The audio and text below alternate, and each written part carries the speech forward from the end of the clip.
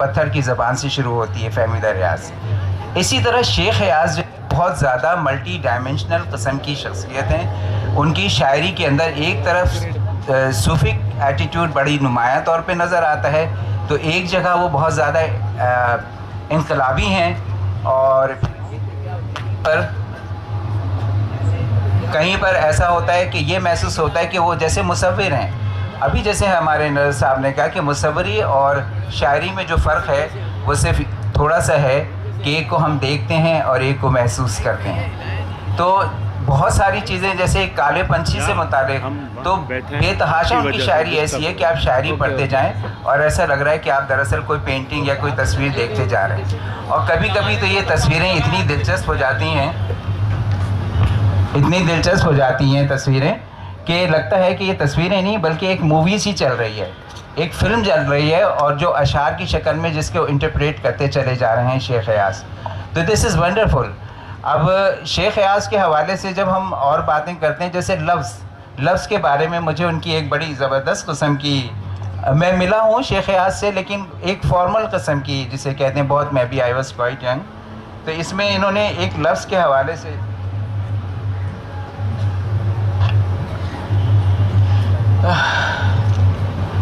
ہر لفظ کی ایک روح ہوتی ہے جو صدیوں کے مسلسل ارتقاء سے گزرتی ہے. ہر لفظ کی روح، یہ ایک بہت چھوٹا سا شاید بات ہے لیکن روح جو ہے شاید لٹریچر سے تعلق رکھنے والے لوگ اس کو جانتے ہیں بہت اچھی طرح سے، اور خاص طور سے وہ جب اس دور میں جب لفظوں کی حرمت پامال ہو رہی ہے، اصطلاحوں کے نئے معنی جو ہیں دریافت کیے جا رہے ہیں اور جو نہ پہلے کبھی کسی نے سنے اور نہ کوئی جانتا ہے. ٹھیک ہے نا؟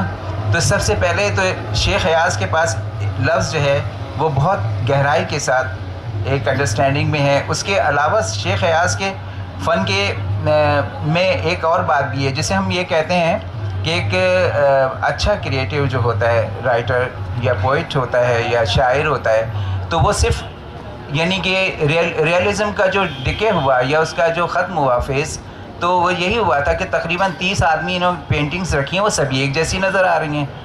اسی طرح سے سمبولائزیشن کے اندر جب ہم میتھولوجیز کا استعمال کرتے ہیں تو اس کے اندر جو اوریجنل کریٹیوٹی ٹچ ہوتا ہے، جو پوئٹ کا اس کو سبلائم کر کے اٹھاتا ہے اس میتھولوجی کو، بڑا ونڈرفل. شیخ ایاز کے یہاں جو بیجل کا جو کیریکٹر ہے وہ ایسی سبلیمیٹڈ قسم کی ایکسپریشن ہے جو اس کی اصل سے بظاہر ایسا لگتا ہے کہ وہ اپوزٹ میں جا رہی ہے، جس میں وہ سر مانگنے والا جو ہے شیخ ایاز کے ہاں وہ اب سبلائم ہو کر ایک ایسی حیثیت میں آتا ہے کہ وہ اپنا سر دینے کے لیے تیار ہوتا ہے. ایک کریٹیو آرٹس کے اندر ایک بات بہت اچھی کہی جاتی ہے کہ ایسے کریٹیو آرٹسٹ، پینٹر، شاعر جو اپنے آپ کو کنزیوم کرتے ہیں، یعنی کہ ایک کینڈل کی طرح روشن، بلکہ وہ خود بھی استعمال ہو رہے ہوتے ہیں. تو وہ جو استعمال ہو رہے ہوتے ہیں تو وہ سمجھ سکتے ہیں کہ بیجل کے کیریکٹر کی جو سبلیمیشن یا سبلیمیٹڈ فارم جب شیخ ایاز کے ہاں آتی ہے کہ جب وہ اپنے آپ کو خود شیخ ایاز جو ہے وہ اس آگ میں جل کر بھسم ہوتے ہیں، جیسے وہ کوکنس ہوتا ہے ایک پرندہ کہ جب وہ اپنا راگ دیپک گاتا ہے تو وہ اس راگ کے بعد وہ خود بھی بھسم ہو جاتا ہے. تو یہ شیخ ایاز نے بیجل سر کے اندر جو کیریکٹر جو ان کی بڑے ڈومینیٹنگ انسپریشن کے طور پہ ایک کیریکٹر ہے، تو وہ اس کے اندر جو ہے بڑی نمایاں طریقے سے اس کی جو ہے ایک نئی ایک ویژن میں اس کو لے کے جاتے ہیں. اور جہاں تک شیخ ایاز بہت ہی انقلابی حوالے سے، یہ کوئی 35 سال پہلے کی بات ہے کہ یا شاید کچھ کم مور اور لیس، کہ کالا باغ ڈیم اب تو بہت زیادہ پولیٹیسائز بھی ہو گیا، پیچیدہ ہو گیا، اور پتہ نہیں کون کون سی ڈائمنشن میں یہ ایشو چلا گیا ہے. حالانکہ اس کی اوریجنیلٹی ابھی بھی اسی طرح سے موجود ہے جو اوریجنل اس کا تھا. تو اس زمانے میں نے جو ہے مومن ہمارے سامنے پرانے دوستوں میں کامریڈ بیٹھے ہوئے ہیں، تو اس زمانے میں نے ایک پوسٹر ڈیزائن کیا تھا کہ کنڈا نہ ہو جائے تو پانی نہ ہو جائے تو کنڈے ہی پوکھے سکنجر. تو اس میں ہمارے کامریڈ دوستوں نے اس کے کارڈ چھپوائے اور اس کو جو ہے بیچا، عید مبارک لکھ کر، اور اس سے فنڈ ریز کیا ہے. بلکہ میں نے تو ابھی عمر کو بھی یہ کہہ رہا تھا کہ ایسا کچھ کریں کہ جو ہے کچھ فنڈ ریزنگ تو بہت ضروری ہے. تو جیسے ہمارے یہ خانہ بدوش کے اندر پانی کی بڑی کم ہے، कमी है, वरना मैं से काफ़ी कुछ यहाँ पे गुलिस्तान बनाने के मूड में हूँ। तो पानी का एक जो है ना वो क्या कहते हैं, खुदाई करके जो पानी बनाते हैं, तो वो जो है, तो शेख रियाज के हवाले से जब हम ये बातें करते हुए आते हैं तो फहमीदा रियाज ने भी ट्रांसलेट किया, उनकी स्पिरिट तक पहुँची। तो सूफ़ीज़म के अंदर शेख रियाज की जो सूफिक पोइट्री है, तो उसके अंदर भी जैसे मैंने बेजल के हवाले से शेख रियाज की जो माइथोलॉजीज़ को लेकर ये पुरानी जो है उसको लोग उसको लेके उसका जो एक ख़ास विजन डेवलप किया है। इसी तरह शेख रियाज जो हैं शायरी के हवाले से और इनकलाब के हवाले से और भी बातें करते हैं। जब सूफ़ीज़म की तरफ या सूफिक इंटरप्रिटेशन की तरफ आते हैं और शायरी को सचल के बाद शायरी का जो रंग बहुत ज़्यादा सिंधी शायरी को जोड़े हुए था पर्शिया से, ईरान से, वो उसको थोड़ा सा टिल्ट करके सिंध की लोग जो है अंडरस्टैंडिंग की तरफ उसको हुक्ड कर देते हैं एक तरह से। और फिर उसका जो एक ख़ास तरह का उसका एमलगमेटेड जो है उसकी उनकी पोइटिक विजन जो डेवलप होता है, दैट इज़ वंडरफुल। मेरे ख़्याल से काफ़ी है, शेख रियाज को ट्रिब्यूट कर दिया मैंने। आपका शुक्रिया, आपने मुझे सुना। Sometimes the heart sees what is invisible to the eyes. अमरीक मुसनफ़ एस जैक्सन ब्राउन चयो, इहा ई ॻाल्हि असांजे अयाज़ हीअं शाइरीअ में करे छॾी त अखि त आहे अंधी थींदी, दिलि जी दीद वॾी शइ आहे। सो असां सां असांजो मोहतरम साईं प्रोफेसर नज़ीर कासमी मौजूदु आहे। असांखे गुज़ारिश कंदासीं त दिलि जी दीद सां थोरो माज़ीअ में वञी ऐं शेख रियाज़ जे मुसवरनि साईं फ़ताह अलीपोटो जेके टाइटल ठाहिया, या साईं फ़ताह जे उस्ताद साईं इनकाफ शेख जेके शेख रियाज़ जे अवाइली किताबनि जा टाइटल ठाहिया, उन ते उनजो जेको मुसवराणो जेको अक्स आहे या इम्पैक्ट आहे, त उहो साईं जे ज़बानी ॿुधंदासीं। प्रोफेसर नज़ीर कासमी साहब पाण बि मुसविर आहिनि, उस्ताद आहिनि, तालीमदान आहिनि। साईं नज़ीर कासमी। महिरबानी। अदा मंज़र मुंहिंजे साॼे हथ ते ही जेके टे शख़्सियतूं वेठियूं आहिनि, इहे जीअं नसीर हिकिड़ो जुमिलो चवंदो आहे, जेकॾहिं इजाज़त ॾियो त दोस्तनि सां गॾु वेही नसीर चवंदो आहे आउं आर पार शीओ आहियां। त ही टई जेके से आर पार मुसविर आहिनि, मुंहिंजो शौक़ु रहियो, पर मूंखे इन पासे अॻिते वधण जो मौक़ो न मिलियो। तव्हां ॻाल्हि कई आहे फ़ताह हालेपुट साहिब जी, त मां पाण खे ख़ुशकिस्मत थो भायां त मूं सांद 2 साल फ़ताह हालेपुटे सां गॾु कमु कयो आहे, उन खां सिखियो आहे। मुंहिंजो उस्ताद जेकॾहिं आहे त फ़ताह हालेपुटो। हाणे ही सॼो मंज़रनामो आहे ट्रेनिंग कॉलेज फॉर मैन जो, जिते इनकाफ शेख साहब हो, फ़ताह हालेपोटो हो, याकूब सुमरो हो, ऐं इते सिंध जा समूरा अदीब, शाइर ऐं आर्टिस्ट अची उते गॾु थींदा हुआ। शेख साहब सां असांजो सिधो सओं राब्तो बि हो, वास्तो बि हो, पर वॾो वास्तो मुंहिंजे वालिद अल्लामा ग़ुलाम मुस्तफ़ा कासमी जी दोस्ती गांडापो हो शेख साहब सां, ॿिन्ही शेख साहबनि सां, शेख रियाज़ सां बि, ऐं उन सां त हुजत वारो रस्तो बि हो, ऐं इनकाफ शेख साहब सां।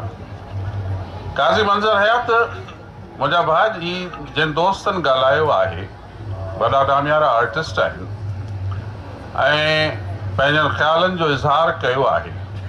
जेकॾहिं तव्हां मूंखे इजाज़त ॾियो त शेख साहब जी एंथोलॉजी नसीर मिर्ज़ा तरतीब ॾिनी आहे, उन में मुंहिंजो बि हिकु 2-2.5 मिंटनि जो आर्टिकल आहे, ऐं इन सां मां सम्झां थो त ॿुधण जो सवाद बि चेंज थींदो। त इजाज़त जे करे तव्हांजी हुजे।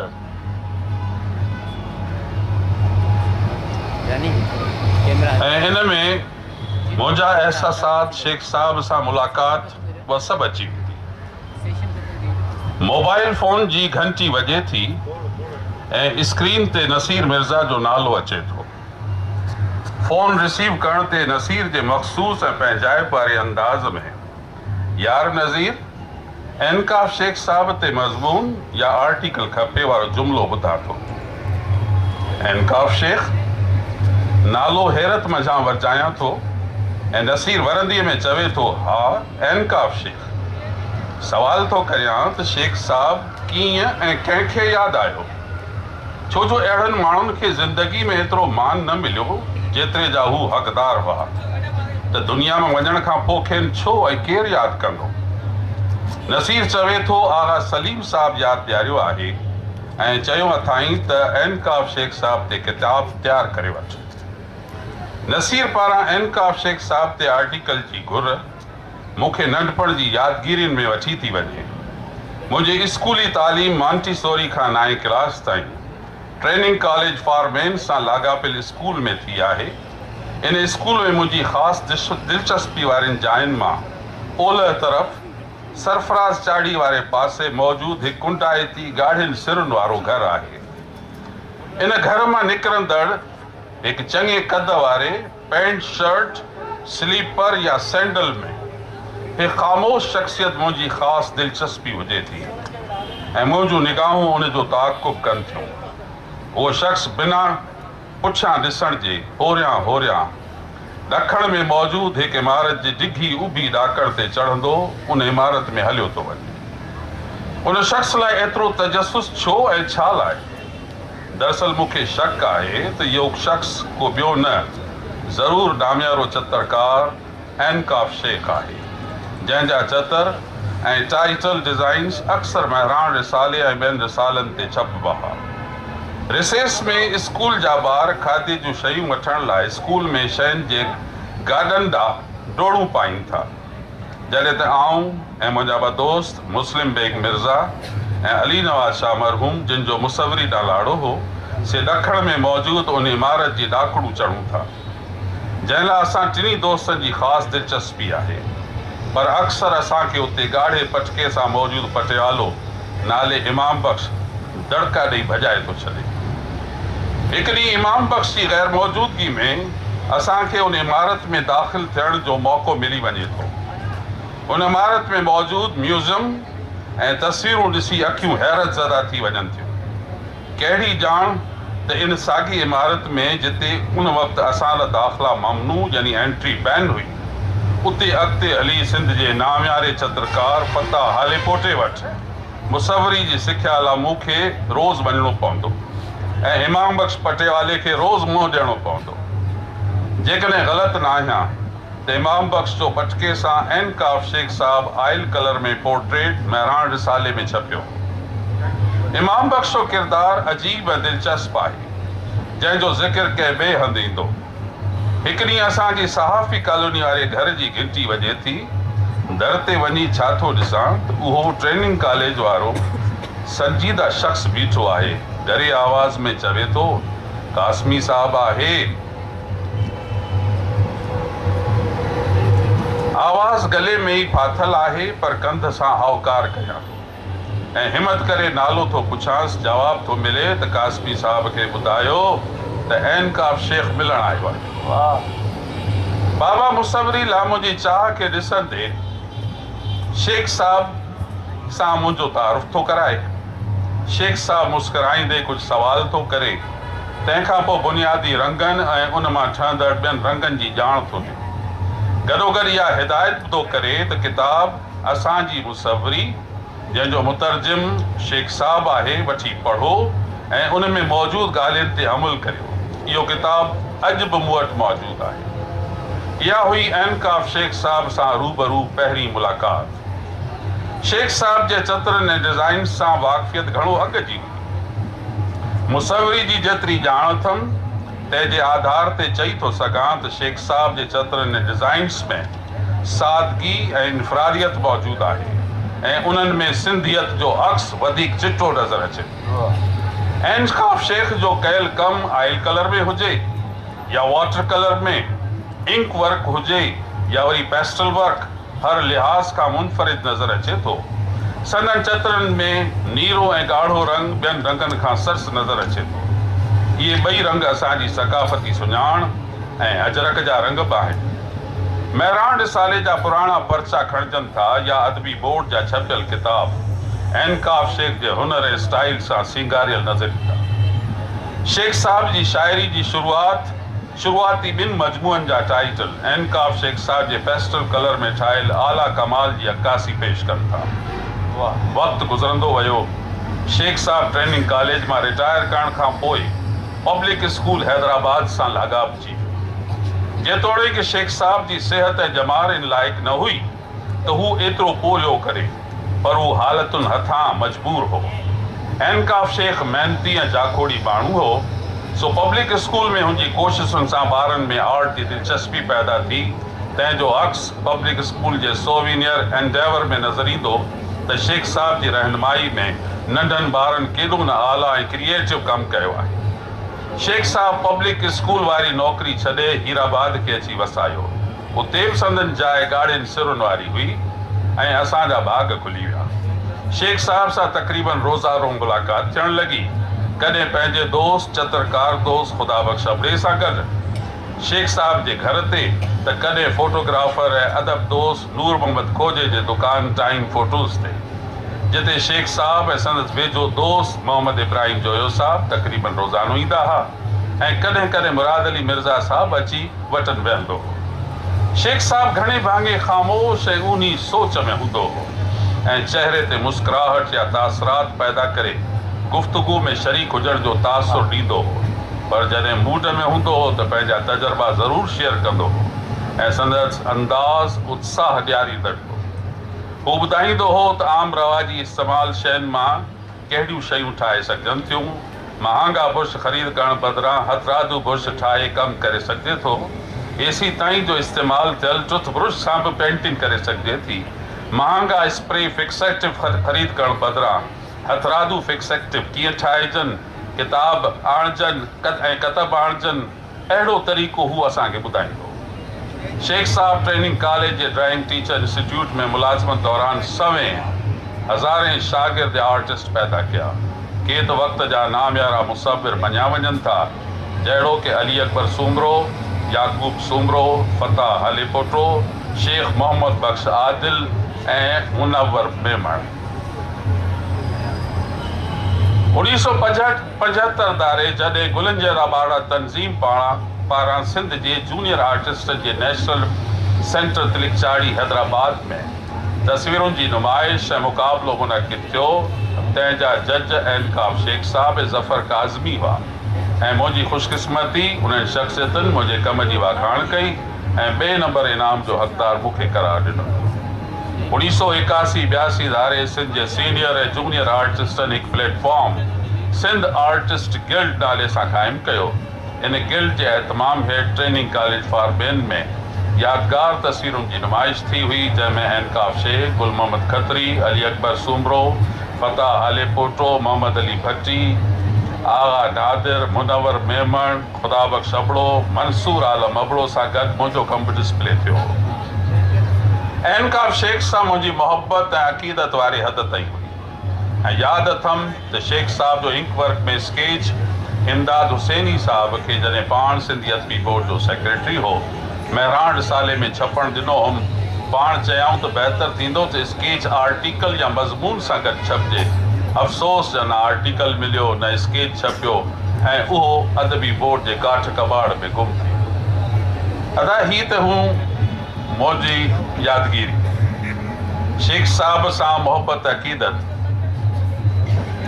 तव्हां ॾिसो शेख अयाज़ जी शाइरी ऐं उहो दौर हो हलचल वारो दौर, जीअं चइबो आहे सोने ते सुहागो। वरी उनजा टाइटल जेके शेख साहब उन्हनि जी सूंहं उन किताबनि जी वधी वई आहे। शेख साहब जा जेके वेझा ऐं प्यारा शागिर्द आहिनि, फताह हालेपोटो आहे, ज़फ़र काज़मी आहे, अली अकबर आहे, सूमरो आहे, इन्हनि जा रंग ॾिसो अक्स शेख साहब जो ई आहे।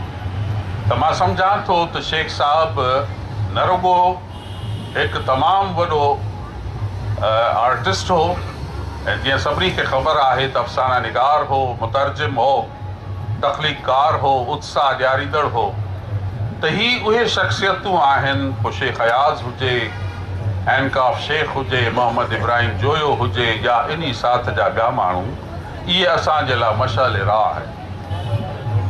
महिरबानी साईं।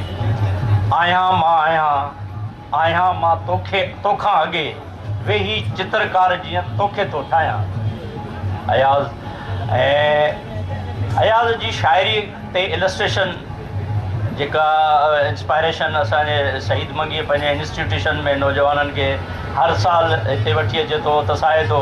इन हवाले सां मां शहीद खां पुछणु चाहींदुमि त असांजा जेके यंगस्टर्स आहिनि उहे शेख साहिब जी शाइरीअ खे सम्झी वरी उनखे जेको तस्वीरुनि में आणनि था, या जेका विजुअल आर्ट ग्राफिक्स आहे उन में अॼोके दौर में उनजी अहमियत ऐं उन हवाले सां कमु जेको कयो था उन में तव्हां मुतमिन आहे या अञा वधीक कमु थियणु खपे?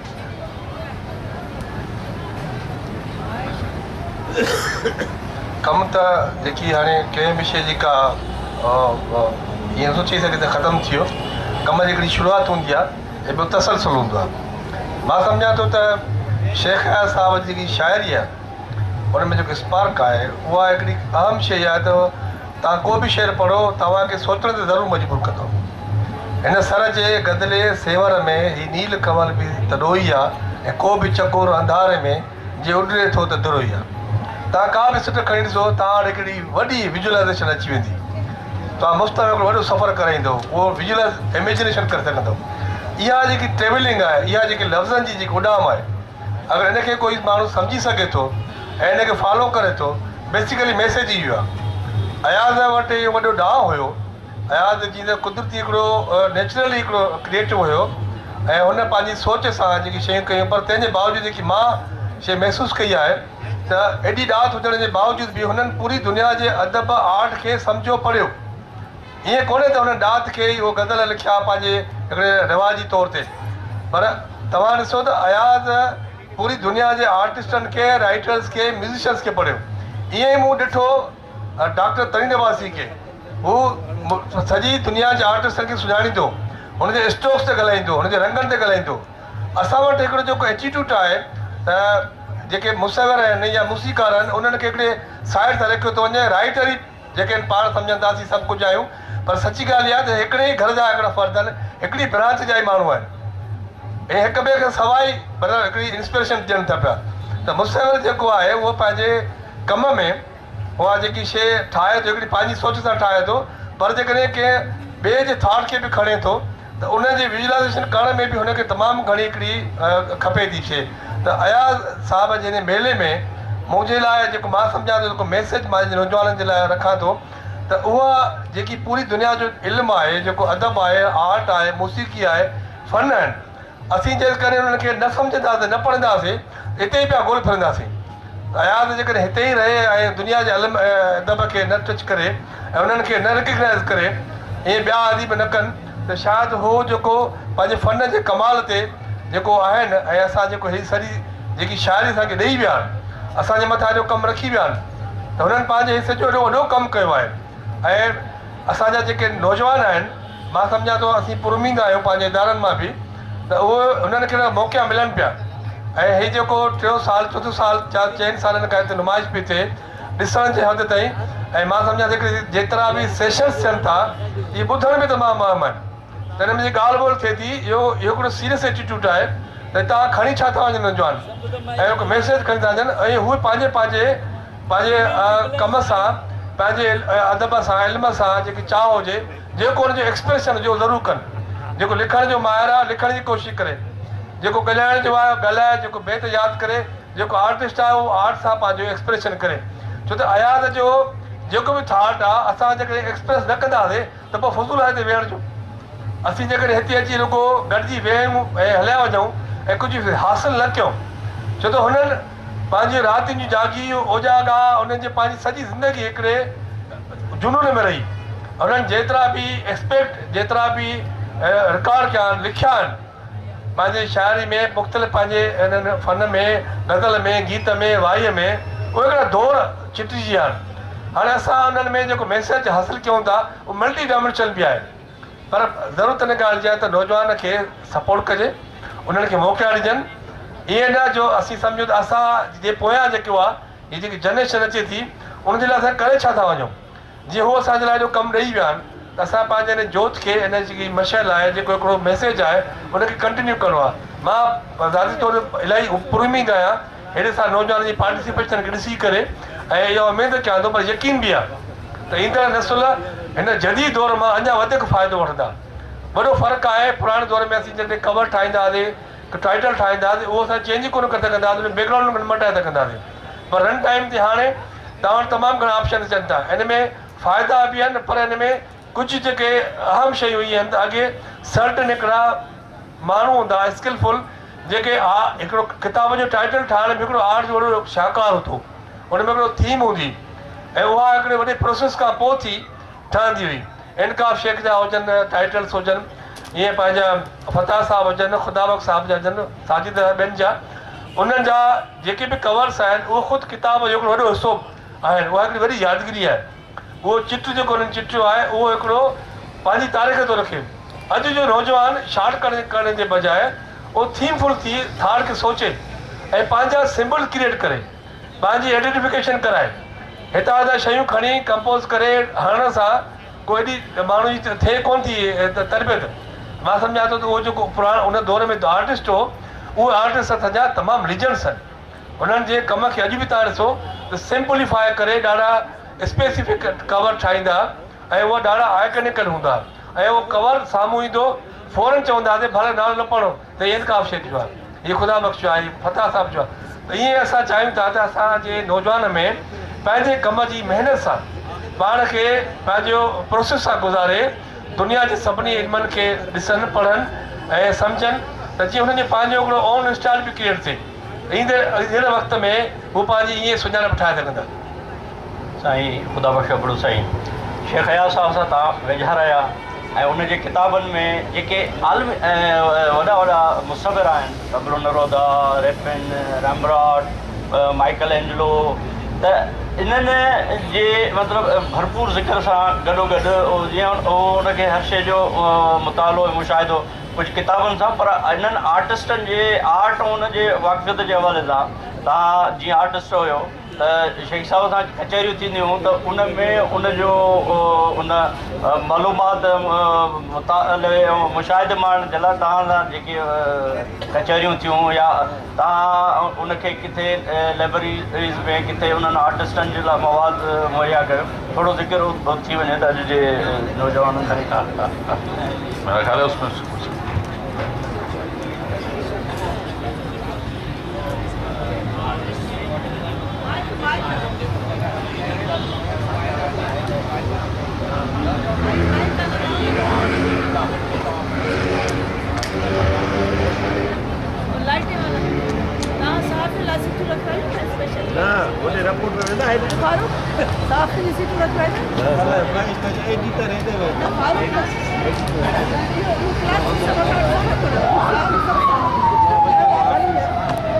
हलो हा हिन में अचो।